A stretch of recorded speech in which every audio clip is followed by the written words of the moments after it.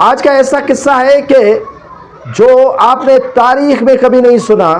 بیٹیاں جگر کا ٹکڑا ہوتی ہیں اور جگر کا ٹکڑا آج اپنے ہی والد پر قربان ہو گیا۔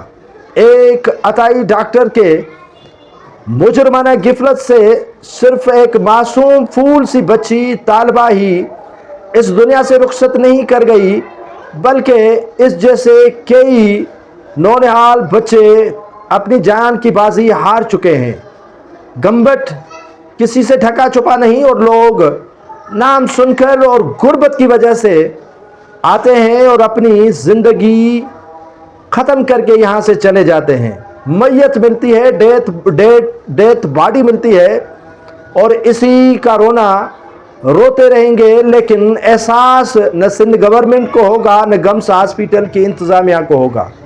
آج ایک ایسی بچی، بیٹیاں کہتے ہیں کہ باپ کی جگر ہوتی ہیں، 20 سالہ باپ کی جگر بیٹی جو BSc کی طالبہ تھی، باپ کو جگر دیتے ہوئے دنیا سے رخصت ہو گئی اور باپ پر قربان ہو گئی۔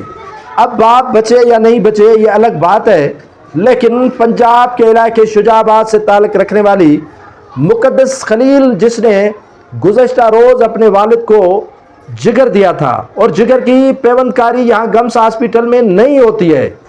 جو کہتے ہیں کہ جگر کی پیوند کاری یہاں ہوتی ہے، وہ احمقوں کی جنت میں رہتے ہیں اور احمق ہی ہوتے ہیں۔ یہ پھول جیسی بچی مرجھا گئی اور مقدس خلیل کی میت شجاع آباد روانہ ہو گئی، اور ان کے والد کا بھی جو بچنا ہے وہ ڈاکٹر کہتے ہیں بہت ہی مشکل ہے۔ اب کیا بلاول بھٹو زرداری اور اسی کے رفقا انتظامیہ اس نااہل انتظامیہ کے خلاف کوئی ایکشن بھی لیں گے جو پیوند کاری کے نام پر لوگوں کا قتل کرنے پر تلے ہوئے ہیں؟